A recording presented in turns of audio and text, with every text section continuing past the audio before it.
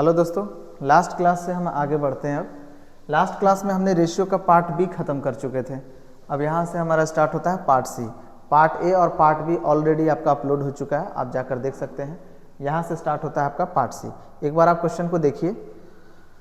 इस बार हेडिंग का जो नाम है ना, उसका नाम है डिफरेंस बेस्ड। अब इसका नाम डिफरेंस क्यों है? इससे पहले हमने पढ़ाया था वन टर्म कांस्टेंट, तो उसके नाम में ही उसका बहुत सारे क्वेश्चन का अर्थ छिपा हुआ था। यहाँ भी कुछ ऐसा ही लॉजिक है, बहुत जल्दी बनता है ये सब क्वेश्चन। पहले आप एक बार ट्राई करिए। देखिए क्वेश्चन ये है कि दो संख्याओं में 9:11 का अनुपात है। यदि प्रत्येक संख्या में 8 घटा दिया जाए, यदि प्रत्येक संख्या में 8 घटा दिया जाए तो संख्या 7:9 के अनुपात में हो जाती है या बदल जाती है। तो उन संख्याओं का गुणनफल आपसे पूछ रहा है। उन संख्याओं का गुणनफल क्या होगा? देखिए, अगर आप क्लास 6-7 के बच्चे हैं तो देखिए आप ऐसे बनाइएगा। क्लास 6-7 वाले नॉर्मली ऐसे ही बनाते हैं। मैं इसे एक बार छोटा करके साइड कर देता हूँ। देखिए, सबसे पहला तरीका,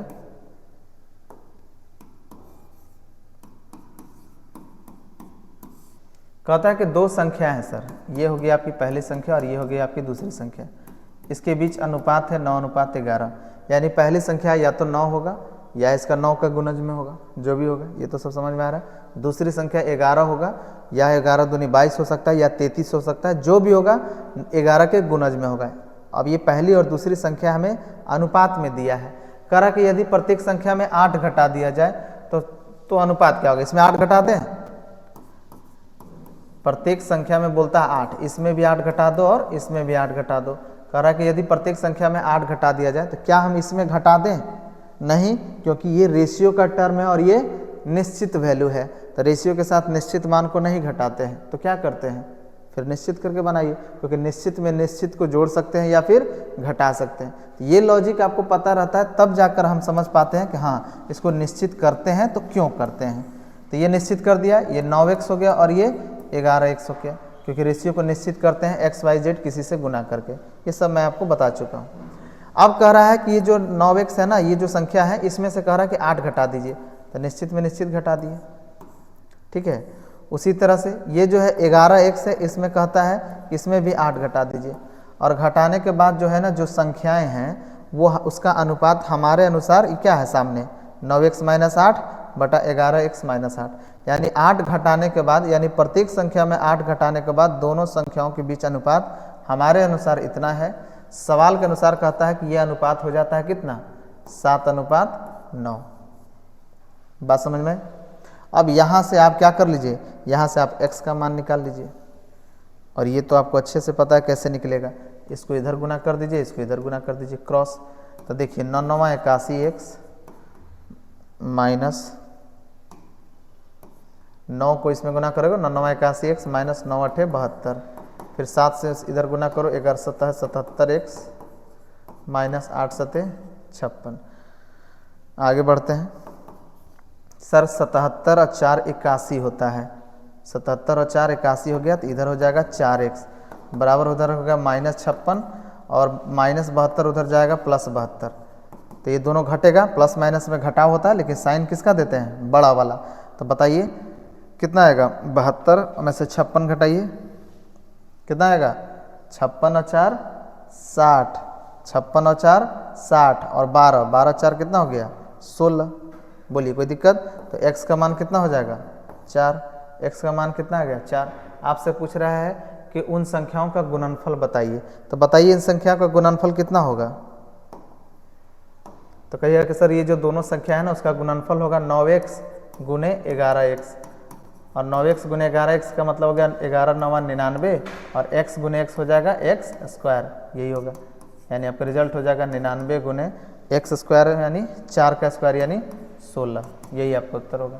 आप देख लीजिए कौन सा ऑप्शन होगा। अगर यूनिट डिजिट होगा 9 × 6 = 54, 4 वाला। 4 यूनिट डिजिट वाले कौन कौन है? 2 ठो हैं। उसके बाद हो जाएगा 8, यही होगा 1584। ये तो आप गुना कर लीजिएगा। बोलिए इसमें किसी को दिक्कत है? सिंपल सा है लॉजिक। देखिए बेसिक अगर आप अच्छे से क्लियर होता है तब आप ये समझ पाते हैं कि आखिर हम इसे निश्चित क्यों करते हैं। क्योंकि 8 प्रत्येक में घटाने के लिए कहा, तो रेशियो के टर्म में तो घटा नहीं सकते हैं, तो कब घटाएंगे? तभी आप घटा सकते हैं जब उसे हम निश्चित करेंगे, क्योंकि निश्चित के साथ निश्चित का मान घटा सकते हैं या जोड़ सकते हैं। बात समझ रहे हैं? अगर ये लॉजिक आपको पता था तो आप तुरंत इसे कर लिए। ये तो हुआ क्लास 6, 7 जो 8 लेवल का है वो हो गए। अब थोड़ा सा स्मार्ट बनिए। मैं इसे मिटा दूँ? ठीक, देखिए ये पहला तरीका था, ये आपका मेथड 1 है।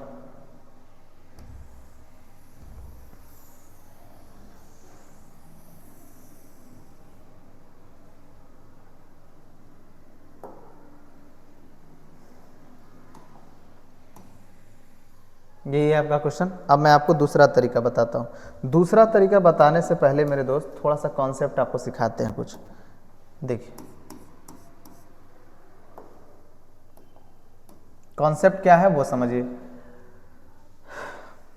मान लीजिए आपके पास दो संख्या हैं, समझिए ध्यान से। एक संख्या है 10, दूसरा संख्या है मान लीजिए 15। अब बोलता है कि प्रत्येक संख्या में 5 जोड़ दिया जाए। तो अगर प्रत्येक में 5 जोड़ दिया जाए, इसमें भी 5 जोड़ देते हैं और इसमें भी 5 जोड़ देते हैं, तो 5 जोड़ देंगे, निश्चित में निश्चित जोड़ सकते हैं, तो 5 जोड़ी जाएगा तो ये संख्या कितना हो जाएगा 15। 5 इसमें भी जोड़ दीजिएगा तो ये संख्या कितना हो जाएगा 20। बोलिए इसमें किसी को दिक्कत है? कोई दिक्कत नहीं। अब जरा सुनिए, अगर प्रत्येक संख्या में, प्रत्येक का मतलब ही होता है सब में, प्रत्येक शब्द जो है ना, इंग्लिश में तो खाली ईच बोलेगा, ईच मतलब होता है प्रत्येक। अगर प्रत्येक शब्द का जिक्र कहीं भी हो तो प्रत्येक का मतलब ही होता है सब में। इसमें भी 5 की वृद्धि किया गया है, इसमें भी 5 की वृद्धि किया गया है। यदि प्रत्येक संख्या में समान वृद्धि कर दिया जाए या फिर कमी कर दिया जाए, यानी दोनों में या तो +5 कर दो या दोनों में -5 कर दो, समान वृद्धि कर दिया जाए या समान कमी कर दिया जाए, तो ये जो दोनों संख्या है ना, इनके बीच जरा अंतर निकाल कर देखिए। अंतर को इंग्लिश में कहते हैं डिफरेंस, DIFFERENCE। जरा इन दोनों संख्याओं के बीच का डिफरेंस निकाल कर देखिए। तो 15 और 10 में से अंतर कितना हो जाएगा? 5 का अंतर आपको बता चुका हूँ, सेम डायरेक्शन में घटाकर। और 20 और 15 के बीच का अंतर कितना हो जाएगा? 5 का। एक चीज और सीखने वाली बात है, अंतर हमेशा ऐसे निकालते हैं, ऐसे चलकर, ऐसे, पहली संख्या और दूसरी संख्या, यानी दोनों के बीच में, अगर दो व्यक्तियों के बीच में अंतर निकालना हो या दो संख्याओं के बीच में अंतर निकालना हो तो ऐसे चलते हैं, पहली संख्या दूसरी संख्या, इसका अंतर हुआ यहाँ 5, और पहली संख्या दूसरी संख्या, इसका अंतर हुआ 5। यानी यदि समान वृद्धि करते हैं तो आप नोटिस करते हैं दोनों संख्याओं के बीच अंतर क्या होना चाहिए? रेशियो में बराबर होना चाहिए, क्योंकि निश्चित में भी बराबर दिख रहा है। अगर ये 10 और 15 निश्चित संख्याएं हैं जिसमें 5-5 की वृद्धि करने के बाद ये क्रमशः 15 और 20 बनते हैं, तो इन दोनों संख्याओं का अंतर अगर समान है तो रेशियो में भी ये बातें समान होनी चाहिए। अगर ऐसा नहीं होगा तो समान आप करिएगा। बात समझ रहा है? उसके बाद प्रश्न में कोई ना कोई निश्चित मान होगा, उसे ढूंढिएगा, उसके बाद तुलना करिएगा, जो निकालना है गुना करिएगा, बस इतने सा लॉजिक है। इसी में एक बात और होता है, जैसे मान लीजिए कि सर ये तो ठीक है समझ में आया, अगर हम समान वृद्धि करते हैं तो जैसे मान लो पहली संख्या 10 है, दूसरी संख्या 15 है, सब में हम 4-4 बढ़ाते हैं। लीजिए 5 का है, हम 4-4 बढ़ाते हैं। बस याद रखिएगा समान वृद्धि करते हैं, तो इसमें भी 4 बढ़ा दीजिए, इसमें भी 4 बढ़ा दीजिए, तो 4 बढ़ा दीजिएगा तो ये 14 हो जाएगा और ये 19। अभी भी देखिए इन दोनों संख्याओं के बीच जो अंतर है ना, कौन दोनों संख्या है? ये पहली और दूसरी, इसके बीच अंतर कितना का आया? 5 का। यहाँ भी अंतर कितना है? 19 में से 14 गया, 5 का। अंतर हमेशा पॉजिटिव होता है। और अगर समान वृद्धि करते हैं या समान कमी करते हैं तो भी अंतर आपका समान होगा। सर जैसे यहाँ +4 किए, जरा माइनस कर दीजिए तो लीजिए, कोई फर्क नहीं पड़ेगा।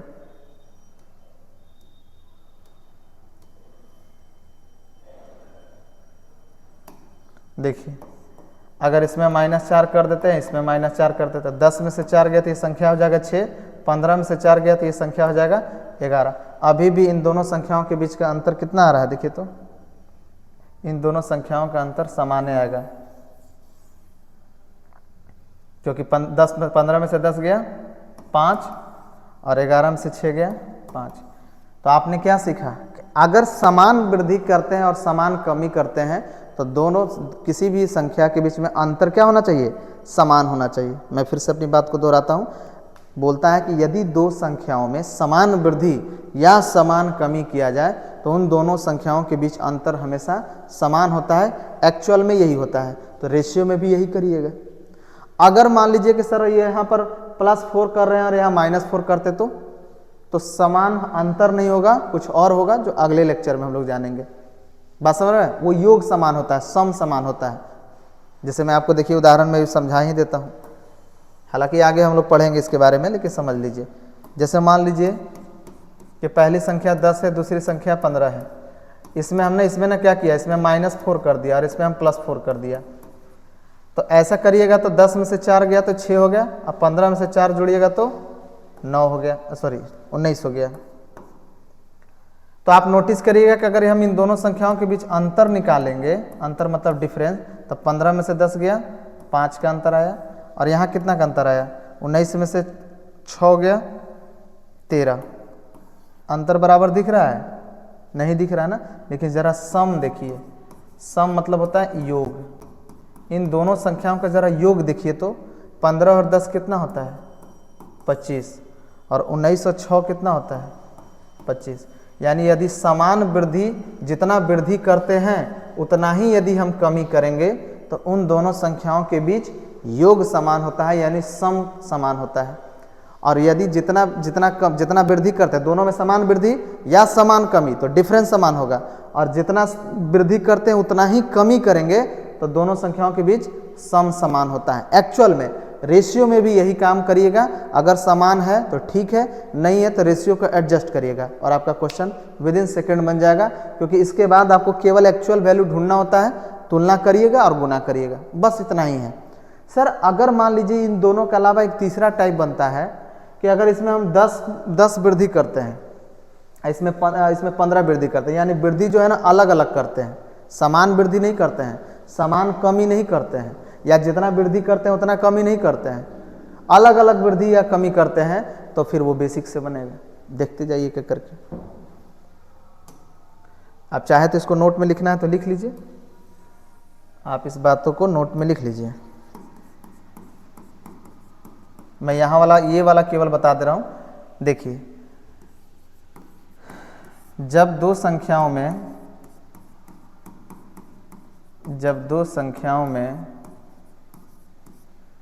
समान संख्या की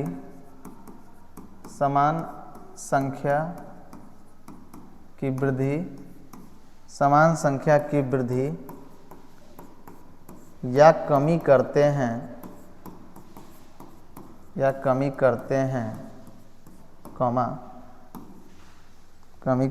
तो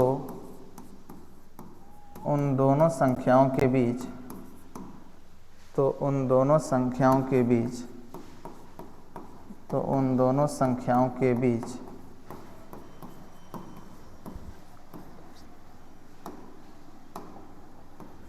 संख्याओं के बीच अंतर समान होगा। अंतर यानी डिफरेंस, शॉर्ट में लिख देता हूँ DIFF, ऊपर पावर में से डॉट करके।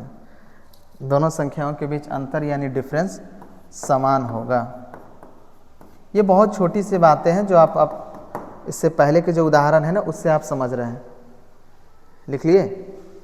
चलिए देखिए, ये सब मैंने उदाहरण दिया है, खूब बढ़िया से उदाहरण आप समझ रहे हैं, आप अपने नोट्स में अच्छे से बना लीजिएगा।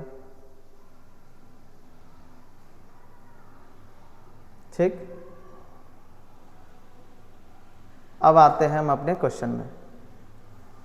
इसका एक तरीका तो मैं ऑलरेडी आपको बता चुका हूं, और दूसरे तरीका के लिए मैंने आपको मसाला दे चुका हूं। ये जितना भी नीचे बताया ना, ये दूसरा ही तरीका के लिए तो है। देखिए कितना जल्दी बनेगा, कुछ नहीं करना है। करा कि दो संख्याओं में, ये तो थोड़ा सा ठीक ठाक क्वेश्चन भी है, दो संख्याओं में 9:11 का अनुपात है। यदि प्रत्येक में 8 घटा दिया जाए, यानी इसमें भी 8 घटा रहे हैं, इसमें भी 8 घटा रहे हैं, लिखने का तरीका सीखिएगा। यदि प्रत्येक में 8 घटा दिया जाए तो जो संख्याएं हैं ना वो जाहिर सी बात बदल जाएगी, अनुपात में भी बदल जाएगी। तो आप नोटिस क्या करते हैं, आपने अभी कंसेप्ट सीखा कि ठीक है, अगर दोनों में समान कमी कर रहे हैं ना तो अंतर इन दोनों संख्या के बीच समान होना चाहिए। अगर नहीं है तो समान करेंगे। एक बार चेक करते हैं, 11 में से 9 गया तो अंतर कितना आता है, 2 का। आप कहिएगा कि लीजिए इन दोनों संख्याओं के बीच अंतर समान है। 9 में से 7 गया तो अंतर कितने का आ रहा है, 2 का। अच्छी बात है, यहाँ पर समान है। अगर समान नहीं होता तो हम समान करते, समान है तो कोई दिक्कत नहीं। अब आप केवल ढूंढिए प्रश्न में कोई ना कोई निश्चित मान। तो ये क्या है, 8 घटा देते हैं, ये निश्चित ही मान तो है। कह रहा है कि प्रत्येक संख्या में 8 घटा देते हैं। तो किसी से भी चल रही है, देखिए अगर 9 था संख्या रेशियो में, ये 7 हो गया, यानी रेशियो में कितना घटाया, 2 घटाया। उसी तरह से अगर 11 से 9 हो गया तो कितना घटाया, 2 घटाया। तो कह रहा कि प्रत्येक संख्या में 8 घटाया निश्चित में, रेशियो में कितना घटाया, 2 घटाया। यही 2 इकाई का मान हो गया 8, तो 1 इकाई का मान हो गया 8/2। जो निकालना है गुना करिए। कह रहा है कि उन दोनों संख्याओं का गुणनफल कितना होगा, 11 99। बोलिए किसी को दिक्कत है, अरे बोलिए। हाँ, बहुत कम बच्चे हैं इस चीज़ को समझ पाते हैं, यहाँ पर गड़बड़ी एक हो रहा है। देखिए मैं आपको सब कुछ समझा चुका हूँ, फिर भी कुछ ना कुछ मिस्टेक कर रहे हैं आप। ये जो किए ना, अगर इतना पर कहिए का आंसर है तो ये गलत होगा। मैंने लास्ट क्लास में ही, मतलब पिछले लेक्चर में ही बेसिक में मैंने आपको बताया था कि जब भी रेशियो के टर्म को आपस में गुना करना हो तो या तो आप निश्चित करके बनाएं, जो अभी क्लास 7 लेवल का, जो 8 लेवल का जो बच्चे बनाते हैं, थोड़ा देर पहले जो बताया वैसे बनाइए, एक ही बार में उत्तर आएगा। लेकिन यदि आप स्मार्ट बनते हैं ना तो इसमें थोड़ा सा गलती हो सकता है, और इसके लिए मैंने क्या तरीका बताया था। देख रहे ये जो गुना किया 1199, ये कहाँ से आया, ये रेशियो के टर्म को आपस में गुना कर रहे हैं ना, तो या तो निश्चित करके बनाइए और नहीं तो यूनिट का ध्यान रखिए। तो बस यूनिट का ध्यान रखिए, देखिए तुरंत बन जाएगा। कह रहा कि प्रत्येक संख्या में 8 घटाया, रेशियो में 9 से 7 हो गया, यानी प्रत्येक संख्या में 2 घटाया। जो निकालना है गुना करिए। कह रहा है कि दोनों संख्याओं का गुणनफल। सर रेशियो के टर्म को गुना नहीं कर सकते हैं, लेकिन अगर हम गुना करते हैं और यूनिट का ध्यान रखते हैं तो भी आंसर आ सकता है। जैसे देखिए अगर ये x होता, अगर x होता तो ये होता कितना, x², यानी पावर कितना होता है, 2 होता, और ये सब पावर कितना है, 1 है। और मैंने ये भी बोला था कि इसमें कोई बदलाव नहीं होगा, तो पावर 1 को पावर 2 बनाने के लिए क्या करेंगे, इसी को स्क्वायर कर देंगे। तो 2 का 8 हो गया, 4 मरते, 4 का स्क्वायर हो जाएगा 16, 16 गुना 99, यही आपका आंसर हो जाएगा 1584। तो आप पेपर में इतना ही छोटा में बना सकते हैं। समझ में आ गया? चलिए नेक्स्ट क्वेश्चन देखिए, बनाइए अभी। अब ये तो आप आराम से बना सकते हैं। दो संख्याओं में 5:7 का, अब इतना पढ़ा चुका हूं तो अब तुरंत बनाइए भाई, बहुत पढ़ाया हूं। देखिए दो संख्याओं में पहली और दूसरी संख्या, इसमें 5 और 7 का अनुपात है। प्रत्येक संख्या में 9 जोड़ दिया। प्रत्येक का मतलब है कि एकरों में +9 और इसमें भी +9। यदि प्रत्येक में समान वृद्धि हुआ है तो अंतर समान होगा, ये आपको पता है। एक्चुअल में तो अंतर समान ही होता है। अगर कोई भी आप उदाहरण लेकर देखते हैं निश्चित वैल्यू में तो अंतर समान होता है, तो रेशियो में भी समान दिखना चाहिए ना। कह रहा है कि यदि प्रत्येक संख्या में 9 जोड़ दिया जाए तो इसका अनुपात 3:4 हो जाता है। तो पहले देखिए, अगर प्रत्येक में समान वृद्धि किए हैं तो इन दोनों संख्याओं के बीच अंतर समान होना चाहिए। और अंतर कैसे निकालते हैं, पहली और दूसरी संख्याओं का अंतर ऐसे एरो करके निकालते हैं। 7 में से 5 गया 2 और 4 में से 3 गया 1। जरा बताइए अंतर समान है? नहीं है। तो अंतर समान करने के लिए क्या करेंगे, ये 2 है ये 1 है, तो 1 को 2 बनाने के लिए 2 गुना करेंगे। अगर इसको 2 गुना करते हैं तो मेरे दोस्त, तो इसको भी 2 गुना करना होगा। ये ठीक उसी तरह से लॉजिक से काम करता है जैसे a + b होते हैं, a और b को जोड़ने के बाद। और अगर इसको 2 गुना कर रहे हैं तो ये a के साथ भी 2 गुना होगा और b के साथ भी 2 गुना होगा। सेम यही लॉजिक यहाँ भी होता है कि अगर इन दोनों के अंतर के साथ अगर आप 2 गुना करते हैं, यानी a - b के साथ अगर आप 2 गुना कर रहे हैं तो ये 2 गुना a के साथ भी हो जाएगा और b के साथ भी हो जाएगा। तो अगर यहाँ 2 गुना करते हैं तो इन्हें भी 2 गुना करिएगा। रेशियो में ये काम कर लिए, क्वेश्चन हो गया खत्म। कोई भी निश्चित मान ढूंढिए। कह रहा कि प्रत्येक में 9 जोड़ा जाता है, ये निश्चित मान है। देखिए 5 से 6 हो गया, रेशियो में कितना जोड़ेंगे तो 5 से 6 होगा 1, या 7 से 8 हो गया, रेशियो में कितना जोड़ेंगे 1, 1 से तुलना हो गया। जो निकालना है गुना करिए। कह रहा कि पहली संख्या कितना है 5, एक्चुअल में कितना आएगा 45। यही आपका उत्तर हो गया, यानी B4 भागलपुर। देख लीजिए आराम से, कोई दिक्कत है नहीं ना? चलिए अगला क्वेश्चन देखिए। अगला क्वेश्चन बनाइए।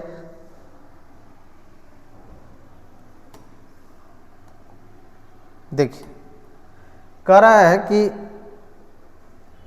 2 नाम है जूली तथा विक्की।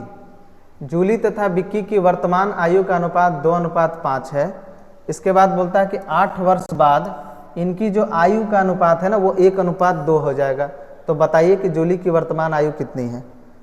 तरीका बहुत है, लेकिन ज़रा सा एक बार पहले कॉन्सेप्ट सीख लीजिए, फिर आप इसमें भी 2-3 तरीके जैसे बनाना है बनाइए, ऑप्शन से बनाना है बनाइए, लेकिन पहले कॉन्सेप्ट सीखिए। और ये बहुत काम का है चीज़ है। देखिए 99.9% चांस होता है कि एज का जो सवाल है ना, एज मैं आगे चैप्टर पढ़ाऊंगा, एज जिसको हिंदी में कहते हैं आयु, आयु संबंधित जो सवाल है जैसे ये था, ये सब एक ही लॉजिक से बनते हैं। और वो लॉजिक क्या है पता है? Difference based. अंतर समान कर दीजिए। और अंतर क्यों समान होता है? क्योंकि मैं देखिए एक बात आपको लिखवा रहा हूं यहाँ नोट में, दो व्यक्तियों के बीच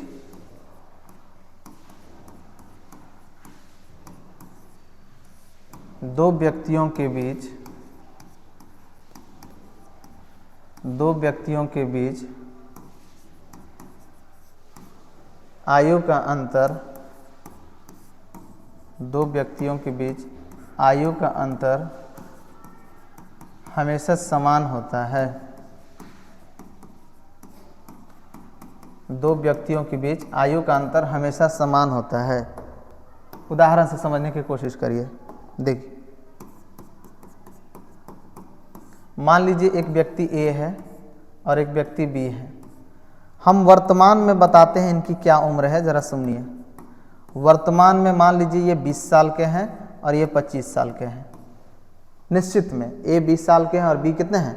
25 साल के हैं। 5 साल बाद इनका उम्र कितना होगा? तो 5 साल बाद बोल रहा है प्लस 5 साल।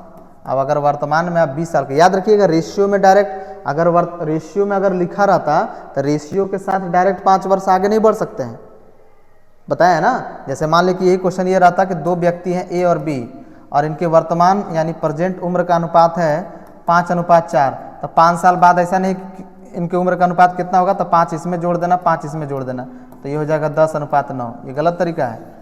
क्यों? क्योंकि वही बेसिक सा लॉजिक आपको नहीं पता है। रेशियो के टर्म के साथ किसी निश्चित मान को जोड़ और घटा नहीं सकते हैं, तो निश्चित करना होगा।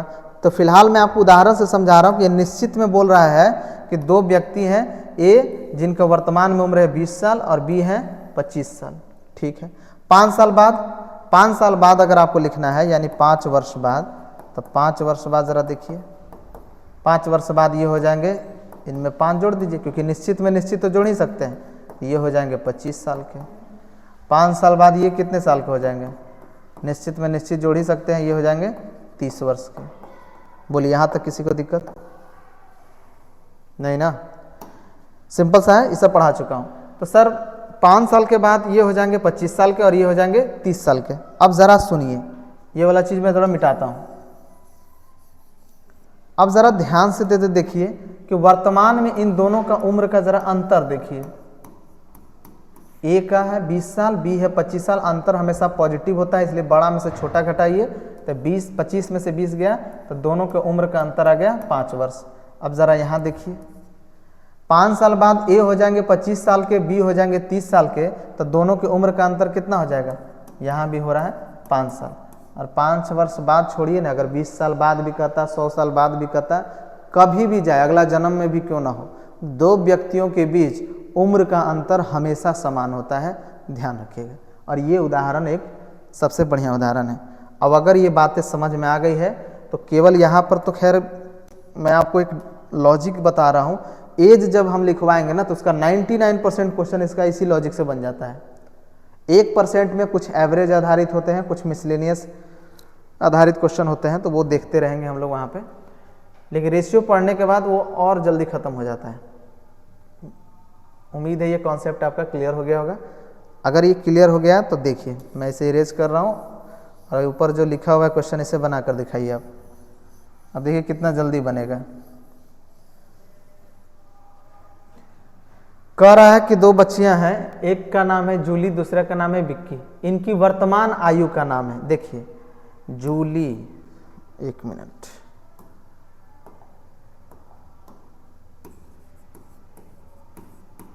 और एक का नाम है विक्की।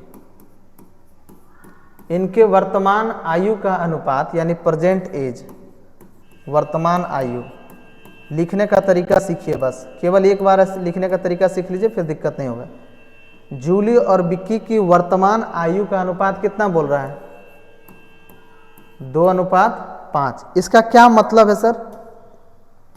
इसका मतलब ये है कि वर्तमान में जूली या तो 2 साल की होंगी और विक्की 5 साल की होंगी। रेशियो में ये हो सकता है 200 साल के भी, अगर 100 से गुना कर दोगे तो 200 साल के भी हो सकती हैं, और ये 500 साल के भी हो सकती हैं, कुछ भी हो। या 10 से गुना करोगे तो 20 साल के भी हो सकती है, और ये 50 साल के भी हो सकती है। लेकिन जो भी हो, रेशियो में कहता है कि 2:5 में है। तो फिलहाल आप मान लीजिए कि अगर ये 2 साल के हैं तो ये 5 साल के होंगे। चलिए, कह रहा कि 8 साल बाद इनकी आयु का अनुपात 1:2 हो जाएगा। 8 साल बाद इनके आयु का अनुपात, तो कितने साल बाद जा रहे हैं? 8 साल बाद। तो 8 साल बाद इनके आयु का अनुपात कितना हो जाएगा?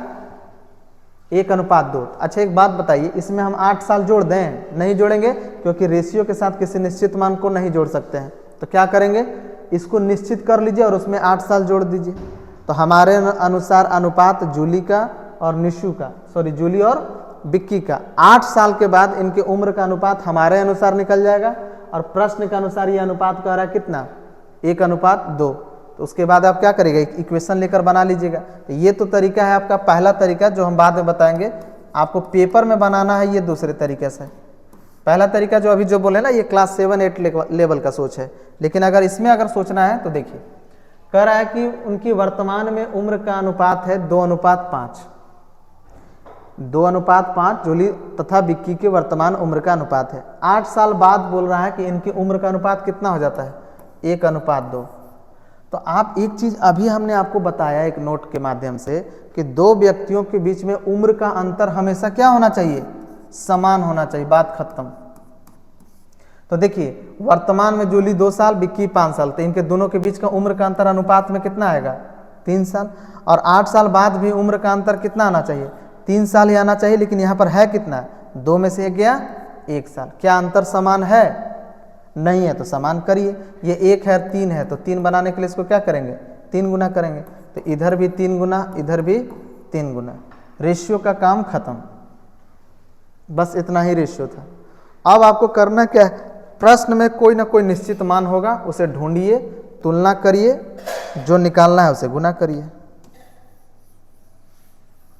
सर निश्चित मान क्या है यहाँ पर, जरा बताइए। देखिए, आप खुद देखिए क्या निश्चित मान है। क्वेश्चन ये कहता है कि जूली तथा विक्की के वर्तमान आयु का अनुपात 2:5 है 8 वर्ष बाद। तो 8 साल बाद मतलब यही क्या है? यही आपका निश्चित मान है। ये 8 जो डाटा है ये क्या है? रेशियो में कि निश्चित में है? निश्चित में है। तो बस हो गया। तो अच्छा, एक बात बताइए, वर्तमान में आपकी उम्र 20 साल की है। मैं एक उदाहरण आपसे पूछ रहा हूँ। वर्तमान में आपकी उम्र 20 साल की है। 5 साल बाद आप कितने साल के होंगे? 25 साल के। तो दोनों के बीच का उम्र का अंतर कितना होगा? 5 का अंतर होगा। जितना बाद जाएंगे या जितना पीछे जाएंगे उतना ही का अंतर होगा।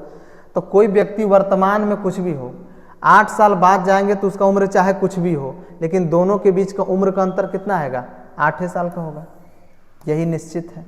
यहाँ देखिए, जूली वर्तमान में 2 साल के, 8 साल के बाद के हो जाएंगे 3 साल के। तो दोनों के बीच के उम्र का अंतर कितना आएगा? रेशियो में 1 साल का। यही साल विक्की से भी देख सकते हैं। वर्तमान में विक्की 5 साल की हैं और 8 साल बाद रेशियो में उनकी उम्र कितनी हो जा रही है? 6 साल की है। तो दोनों के बीच का उम्र का अंतर कितना होगा? 1 साल। हमारा जो निश्चित मान है ये वर्तमान से लेकर 8 साल के बाद के बीच का अंतर है। तो रेशियो में भी वर्तमान से लेकर 8 साल बाद के बीच में देख लीजिए अंतर कितना का है? 1 साल का है।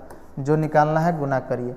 बोलता है वर्तमान में जूली की उम्र, वर्तमान में जूली की उम्र कितना है? रेशियो में 2 है, एक्चुअल में अभी पता चल जाएगा 16 वर्ष। बहुत आसान है। मतलब सीधा सीधी मतलब यह कि दो व्यक्तियों के बीच में उम्र का अंतर हमेशा समान होता है। आप रेशियो में बस उसे समान कर लीजिए। ये मैं आपको बता चुका हूं कैसे समान करते हैं। और उसके बाद निश्चित मान ढूंढना है तो वर्तमान से जितना साल बाद जा रहा है यहाँ बस अंतर निकाल लीजिए। एज में जब पढ़ेंगे ना तो इसमें और अच्छे अच्छे क्वेश्चन आते हैं, तो एज में हम लोग और देखेंगे। लेकिन फिलहाल मैं एक लॉजिक केवल ये बताना चाह रहा था कि डिफरेंस का मतलब क्या होता है, डिफरेंस का मतलब क्या होता है और डिफरेंस पर आधारित कैसे कैसे क्वेश्चन बन सकते हैं।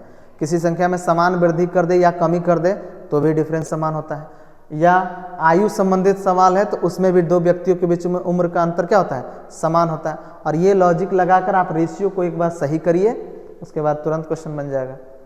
सर दूसरा तरीका वही जो बचपन में है, ये तो आप पढ़ ही चुके हैं। एक मिनट, इसको मैं आपको मिटा देता हूँ, आप लिख लीजिए, ठीक है। अभी रेज करता है इसको, देखिए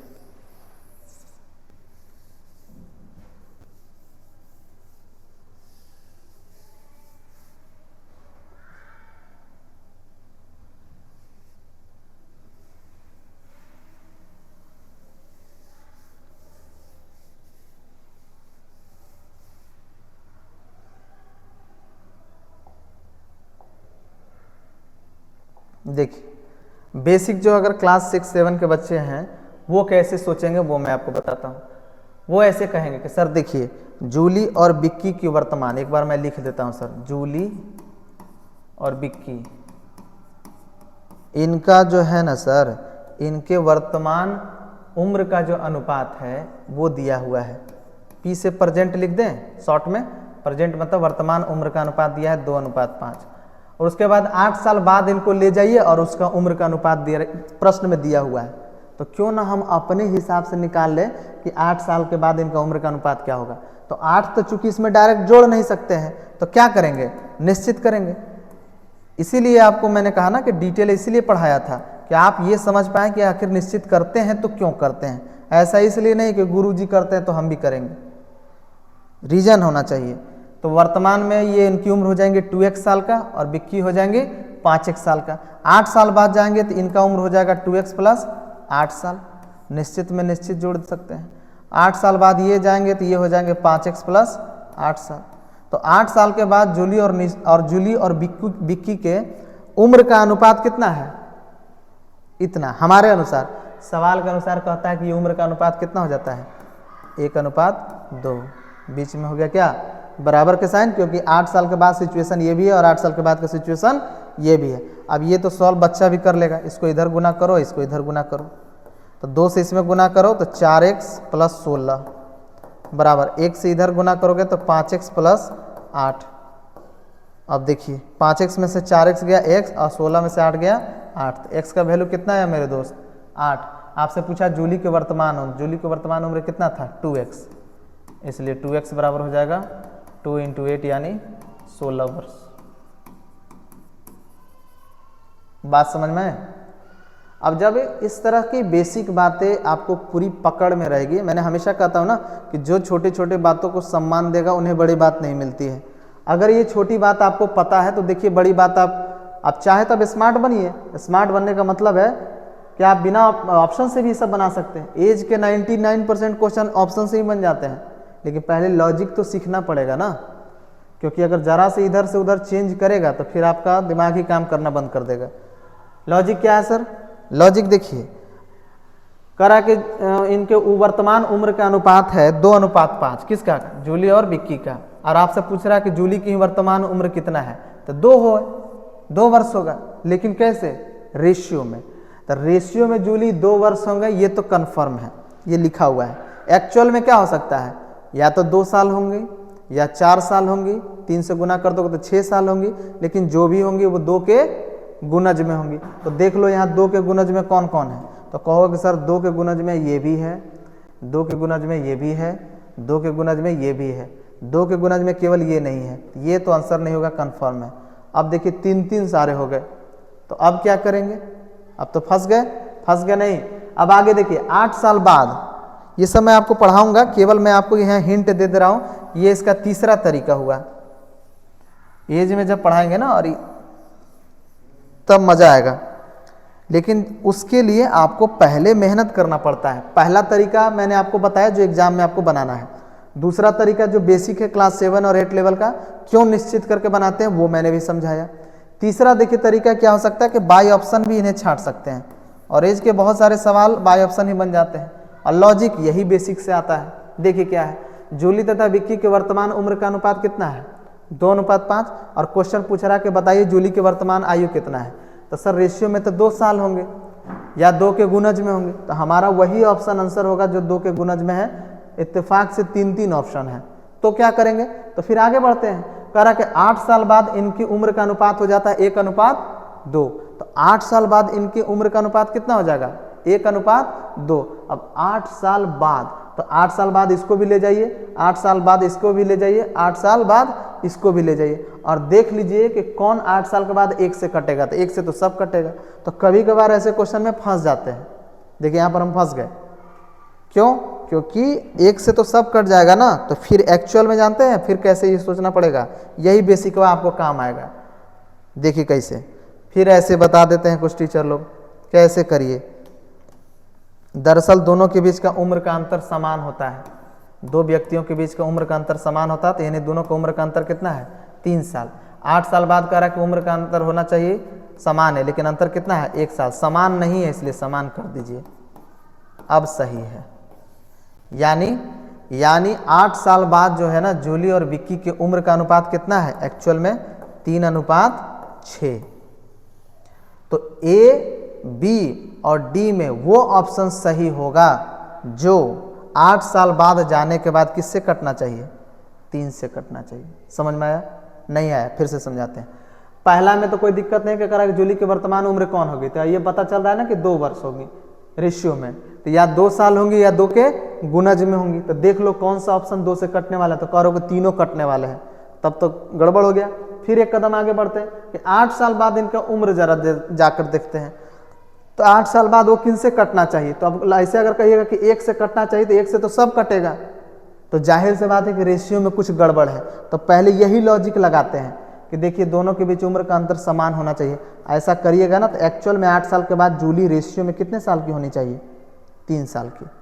यानी 8 साल बाद इनको ले जाने के बाद वही ऑप्शन सही होगा जो 8 साल बाद के बाद किससे कटना चाहिए, 8 साल ले जाने के बाद किससे कटना चाहिए, 3 से कटना चाहिए। क्योंकि 8 साल के बाद जूली की रेशियो में उम्र कहता है 3 साल होगा, या फिर 6 साल होगा, या फिर 9 साल होगा, जो भी होगा 3 के गुणज में होगा। तो ज़रा देखिए, तो 8 साल बाद ज़रा ले जाइए, तो 8 साल बाद अगर इसको ले जाइएगा मेरे दोस्त, तो इसको 18 वर्ष के अगर होंगी, तो 8 साल के बाद जाइएगा तो कहिएगा 26 साल के होंगे। क्या 26 3 से कटता है, नहीं, तो ये भी आंसर नहीं होगा। 8 साल बाद इसको ले जाइए तो ये कहिएगा 14 6 20 और 2 22 वर्ष के होंगे। क्या 22 3 से कटेगा, नहीं, तो ये भी आंसर नहीं होगा। तो एक ही ऑप्शन बचा, क्योंकि 8 साल के बाद जाने के बाद ये हो जाएंगे 24, जो 3 से कटेगा, इसलिए आपका यही उत्तर होगा। अब आप खुद ही ऑब्जर्व करिए, इतना तो आप समझदार हैं कि इस सवाल को मैंने 3 तरीके से आपको बताया। 3 तरीके में पहला तरीका जो हुआ वो आप मतलब जो मैंने सबसे पहले लिखा था वो आप कॉम्पिटिटिव एग्जाम में मैंने कहा कि आप वैसे बनाइए। दूसरा तरीका जो क्लास 7-8 का है वो ताकि आपका कॉन्सेप्ट क्लियर रहे। अगर ये दोनों बातें क्लियर था तभी जाकर ये जो तीसरा तरीका है ना कि ऑप्शन से बनाना वगैरह ये सब कर लेंगे। इसलिए जब भी मैं फेज 2 पढ़ाता हूँ ऑफलाइन बैचेज में, फ़िलहाल तो ये एक फेस्टिवल में मुझे एक मौका मिला है आपको पढ़ाने के लिए एक टॉपिक, तो मैं आपको पढ़ा रहा हूँ। अदरवाइज अगर मैं कभी भी फ्यूचर में पूरी तरह से ऑनलाइन प्लेटफॉर्म पर आऊँ या ऑफलाइन बैचेज में जैसे पढ़ाता हूँ, तो उसमें भी मेरा यही मायने है कि पहले आप कॉन्सेप्ट को बेहतर करें। अगर आपका कॉन्सेप्ट बिल्डअप है, बहुत अच्छे हैं, 2 तरीके 3 तरीके 4 तरीके आप खुद लगाते रहिए, कोई फ़र्क नहीं पड़ता। देखिए ना, मैं खुद भी लगा ले रहा हूँ। यही बात कैलकुलेशन में भी है। शुरुआत में आप सीख लीजिए, फिर हम लोग जैसे वैदिक मैथ जितने सूत्राज हैं सब पढ़ लीजिए और सबसे सीख कर बढ़िया से प्रैक्टिस करके करिए। डिजिटल सम से आपको मारना है, किसी ऑप्शन को मारिए। अप्रॉक्सीमेशन लगाना है, लगा लीजिए। बैंकिंग वाले में तो अप्रॉक्सीमेशन खूब यूज होता है, वो लगा लीजिए। यूनिट डिजिट से अगर कोई ऑप्शन छांटता है तो छांट दीजिए। ये सब धीरे धीरे समझ में आ जाता है, स्टेप बाय स्टेप, इसलिए थोड़ा टाइम लगता है। इसलिए पढ़ाई का सीधा सा रूल ये है कि कोई शॉर्टकट नहीं है, सुकून से बस पढ़ते जाइए। नेक्स्ट क्वेश्चन, अगला बनाइए। ये भी एज का ही है, क्योंकि इन सब में एक ही लॉजिक काम आ रहा है, डिफरेंस बेस्ड। क्योंकि डिफरेंस का लॉजिक इसमें काम आता है, इसीलिए यहाँ पर मैं करवा रहा हूँ। ऐसा नहीं कि एज चालू हो गया है। कह रहा कि 3 साल पहले अर्चना की आयु नीसू की आयु की 3 गुनी है। अब देखिए, एक लड़की है जिनका नाम है अर्चना, दूसरी लड़की है जिनका नाम है नीसू। अब मेरी बात समझिए, 3 साल पहले बस आप ऐसे लिख लीजिए 3 साल पहले। तो 3 साल पहले ये अर्चना के लिए भी बोलेगा और 3 साल पहले निशु को भी बोलेगा। क्या बोल रहा है कि 3 साल पहले अर्चना की आयु निशु की आयु की 3 गुनी थी। जहाँ गुना है, भाग है, ये शब्द का जिक्र है, तो क्या रेशियो लिखाएगा कि नहीं? बिल्कुल लिखाएगा। अगर निशु 1 साल की हैं तो अर्चना कितनी होंगी? 3 साल की होंगी। वर्तमान में उनकी आयु का अनुपात, वर्तमान में इनके आयु का अनुपात कह रहा है कि 9:4 है। चलिए अच्छी बात है। 4 साल पहले उनकी आयु का अंतर पूछ रहा है। अंतर 4 साल पहले जो होगा वही होगा जो वर्तमान में होगा या जो 3 साल पहले होगा। क्यों? क्योंकि इन दोनों के व्यक्ति, कोई भी 2 व्यक्ति, यहाँ 2 व्यक्ति हैं अर्चना और निशु, तो इन दोनों का जो उम्र का अंतर अभी जो है ये 4 साल बाद भी वही होगा, 4 साल पहले भी वही होगा, 40 साल बाद भी होगा या 4000 साल बाद भी वही होगा, यही होने वाला है। तो पहले जरा आप चेक करिए कि रेशियो में इनका उम्र का अंतर समान है कि नहीं। कहिए कि इन दोनों का उम्र का अंतर आया 2 साल। यहाँ इन दोनों का उम्र का अंतर कितना आया? 9 में से 4 गया 5 साल। अंतर समान है? नहीं है। तो एक बार समान करिए। तो 2 और 5 का लघुत्तम कितना हुआ? 10। 10 बनाने के लिए इसको 5 गुना और इसको 2 गुना। अगर इसको 2 गुना करते हैं मेरे दोस्त, इधर भी 2 गुना, इधर भी 2 गुना। अगर इसको 5 गुना करते हैं तो इसको भी 5 गुना और इसको भी 5 गुना। रेशियो का काम खत्म। इतना ही काम है। अब सवाल में कोई निश्चित मान ढूंढिए। तो वर्तमान से 3 साल पहले अगर किसी व्यक्ति, मान लिया आप वर्तमान में 20 साल के हैं और 3 साल पहले आप कितने साल के होंगे? 17 साल के। तो दोनों के बीच का उम्र का अंतर कितना होगा? 3 साल का। बात समझ रहे? तो वर्तमान से 3 साल पहले अगर जाइएगा तो किसी भी व्यक्ति के उम्र का अंतर कितना आएगा? निश्चित में 3 ही आएगा। तो रेशियो में देख लीजिए ना कितना है। 18 साल के हैं और 3 साल पहले थे 15 साल के, तो कितना का अंतर आया? रेशियो में भी 3 साल का। जो निकालना है गुना करिए। आपसे पूछा है कि उन दोनों के उम्र का अंतर बताइए क्या होगा। 4 साल पहले, सर 4 साल पहले उनका उम्र का अंतर हो चाहे वर्तमान में उम्र का अंतर हो, अंतर हमेशा बराबर होता है। और वो अंतर कितना आ रहा है? 10 वर्ष का। ऐसे भी देख लीजिए, ये 15 साल की हैं 3 साल पहले और ये 5 साल के, तो अंतर कितना आया? 10 साल का। तो ये इन दोनों के उम्र का अंतर हमेशा कितना आएगा? 10 वर्ष। एक बार और आप अच्छे से रिवाइंड करके देख लीजिएगा और इस प्रकार आपका क्लियर होता है डिफरेंस बेस्ड टाइप सी। मैं आपको क्या पढ़ा रहा था? रेशियो का पार्ट ए, जिसमें टाइप ए से लेकर टाइप जे तक कंप्लीट हो चुका। फिर पार्ट बी स्टार्ट किया जिसमें 4 टाइप के क्वेश्चन थे, टाइप ए या टाइप 1, टाइप 2, टाइप 3, टाइप 4, वो सब खत्म हो चुका। इसके बाद हम आते हैं पार्ट सी। इस पार्ट सी में ये सेक्शन आपका समाप्त हुआ जिसको हमने कहा टाइप 1। अब इसमें दूसरा टाइप है जिसका नाम है इनकम एक्सपेंडिचर और सेविंग। ये यहीं पर करते हैं। हालांकि ये अलग टाइप ही है, इसको अलग से पढ़ाया जाना चाहिए था, लेकिन इसमें जितने टाइप के क्वेश्चन हैं उनमें से एक क्वेश्चन ऐसा टाइप होता है जो डिफरेंस के लॉजिक से बनता है। मेरी बात ध्यान से सुनिए। इनकम एक्सपेंडिचर सेविंग में जितने टाइप के क्वेश्चन होते हैं, इनकम का मतलब आय, एक्सपेंडिचर मतलब खर्च या व्यय, और सेविंग का मतलब बचत, तो इनमें जितने भी टाइप के क्वेश्चन है प्री से लेकर मेंस तक आप उठा लीजिए। भारत के जितने भी क्वेश्चन हैं उनमें से अगर आप नोटिस करिएगा तो एक टाइप ऐसा क्वेश्चन है जो डिफरेंस के लॉजिक से बनता है, जो अब तक मैं पढ़ा रहा था, जैसे वह स्क्रीन पर आपको सामने दिख भी रहा है।